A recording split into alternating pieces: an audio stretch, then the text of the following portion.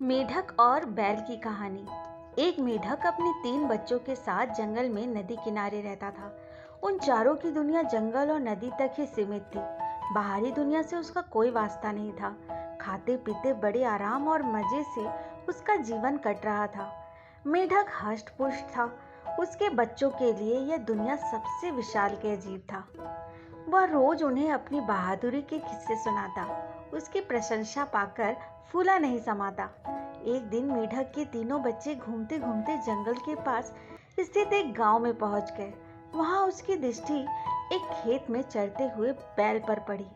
इतना विशालकाय जीव उन्होंने पहले कभी नहीं देखा था।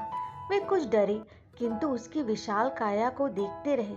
तभी बैल ने हुंकार भरी। मेढक के तीनों बच्चे डर के मारे उल्टे पांव भागते हुए अपने घर आ गए। बच्चों को डरा हुआ देख जब मेढक ने कारण पूछा तो उन्होंने विस्तार पूर्वक बैल के बारे में बताया। इतना बड़ा जीव हमने आज से पहले कभी नहीं देखा। हमें लगता है दुनिया का सबसे विशालकाय जीव आप नहीं, वह है। अपने बच्चों की बात सुनकर मेढक को बुरा लगा। उसने पूछा, वह जीव दिखने में कैसा था? उसके 4 बड़े बड़े पैर थे, एक लंबी पूंछ थी, 2 नुकीले सींग थे।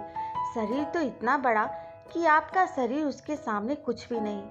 बच्चे बोले। यह सुनकर मेढक के अहंकार को जबरदस्त ठेस पहुंची। उसने जोर से सांस खींची और हवा भरकर अपने शरीर फुला लिया। फिर बच्चों से पूछा, क्या वह इतना बड़ा था? नहीं, इससे बहुत बड़ा, बच्चे बोले। मेढक थोड़ी और हवा भरकर अपने शरीर को फुलाया। क्या इतना बड़ा? नहीं नहीं, और बड़ा। मेढक जंगल के बाहर कभी कदम नहीं रखा था। उसे बैल के आकार का अनुमान नहीं था, किंतु उसने मानो जिद पकड़ ली थी कि बच्चों के सामने स्वयं को नीचा नहीं दिखाना है। वह जोर से सांस खींचकर ढेर सारी हवा अपने शरीर में भरने लगा। उसका छोटा सा शरीर गेंद के समान गोल हो गया, किंतु इतने पर भी वह नहीं रुका। शरीर में हवा भरना जारी रहा। उसने इतनी सारी हवा अपने शरीर में भर ली कि उसका शरीर वह संभाल नहीं पाया और वह फट गया। अपने अहंकार में मेढक के प्राण पिखारू उड़ गए। अहंकार पतन का कारण होता है। तो दोस्तों, आज की ये कहानी कैसी लगी कमेंट बॉक्स में ज़रूर बताएं। और हाँ, मेरे चैनल को लाइक शेयर सब्सक्राइब करना ना भूलें। धन्यवाद।